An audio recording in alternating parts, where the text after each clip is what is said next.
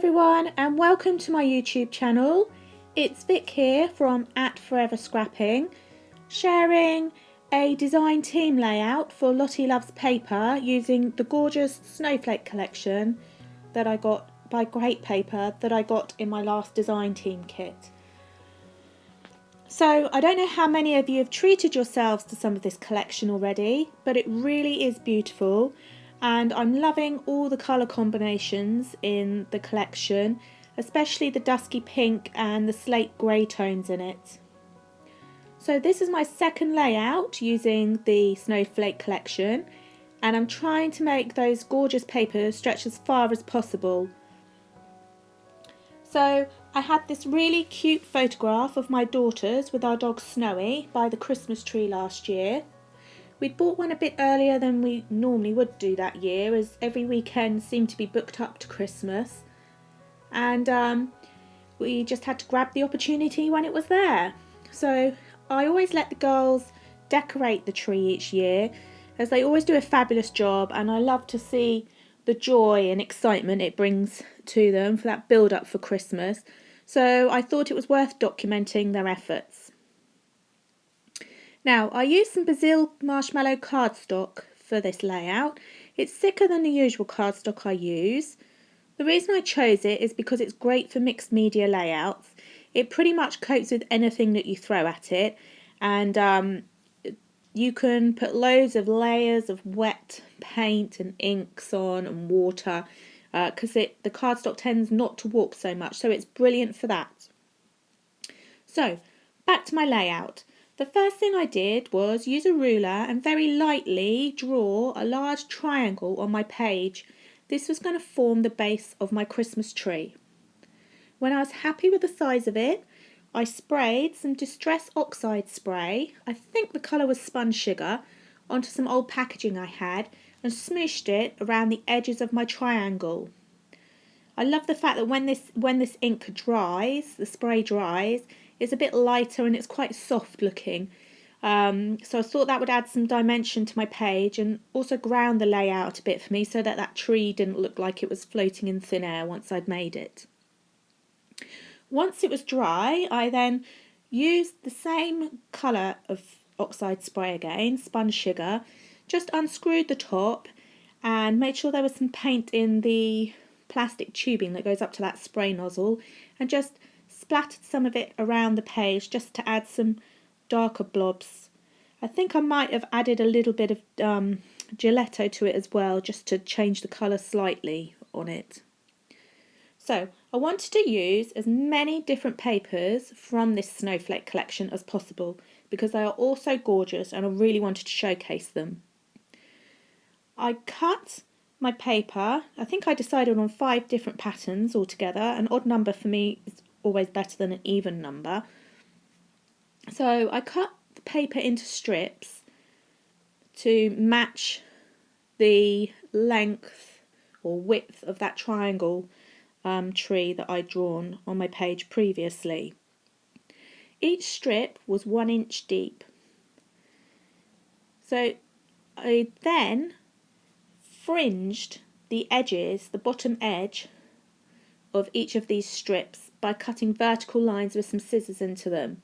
Thought this would give the effect of the different layers on a Christmas tree, because they always seem to be like layered one on top of the other, and it also enabled me to add some more texture and interest to my page.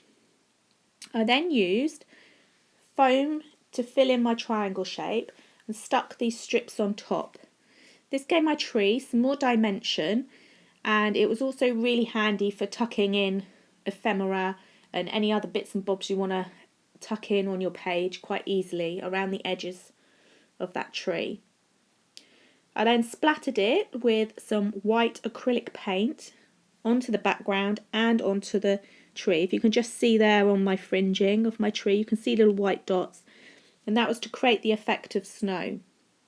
And this would be a really, really good idea, this kind of technique using strips of paper, if you didn't have much left in your paper collection, and like if you keep like scraps of paper back, you can always mix and match them and do this kind of thing of layering. You could do any shape you wanted really, but it would just make it stretch that little bit further for you.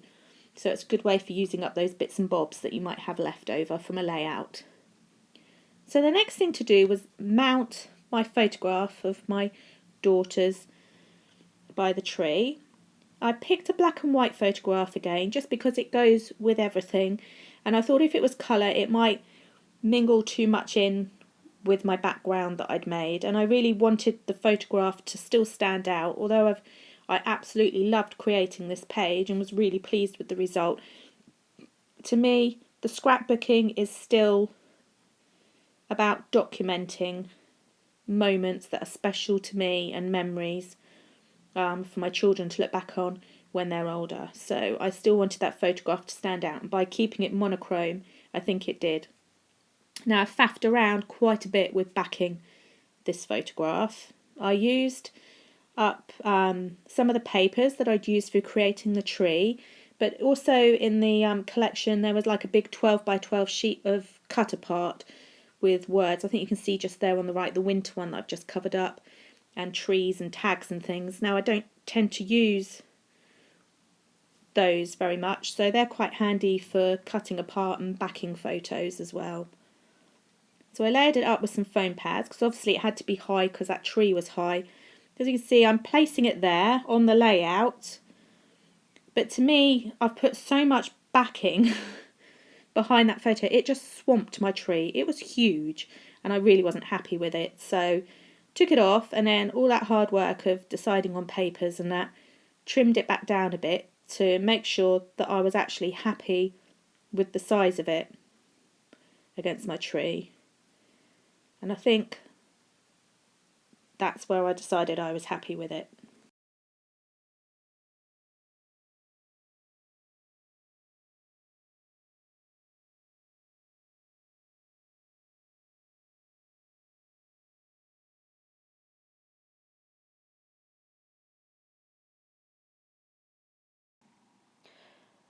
So I then got out the chipboard 12 by 12 sheet.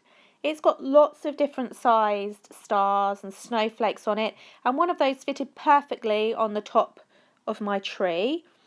Some people have angels, but we like stars in our household. So I used the December tag at the bottom to form a bit of trunk for my tree. I did put one down there that was empty to pop the date on, but decided I didn't like that idea, so pop that back on the sheet. It was then really just a case of embellishing my layout, which I always find is the fun part. I love fiddling around and tucking bits in here and there. So the ephemera pack has some really cute little bits in it. And one of the pieces in there was a star tag, and I just had to add that to my page. So I added a bit of twine to it and tucked that twine behind my chipboard star so that it was dangling from there like an ornament. I also loved all the cute little birds that were in this collection. There's quite a few on the clear sticker sheet pad. Excuse my cat meowing in the background. And some bigger ones as well on the sticker sheets. So I had to add that blue bird. I thought he was really cute. I then basically filled the page around the tree with stars and snowflakes from the sticker sheet and book. And a few more pieces from the ephemera pack. There was a really sweet little sledge that I popped up against the Christmas tree as well. And on the 12 by 12 chipboard sticker sheet, there was the word joy. You could just see it there on the left hand corner there. I think I'm just taking it off the sticker sheet now. The colours matched perfectly, as it should do, being from the same collection. And I decided that that would be the title of my page, Joy, because it just brought me great joy to watch the girls so proud of the tree that they decorated. So, I will leave you to watch the finishing touches going on to my layout. I really hope you've enjoyed this process video. If you have, then please give it the thumbs up and click subscribe. You can also find me on Instagram if you search @foreverscrapping. So this was Vic from @foreverscrapping for Lottie Loves Paper. Thanks so much for watching and bye for now.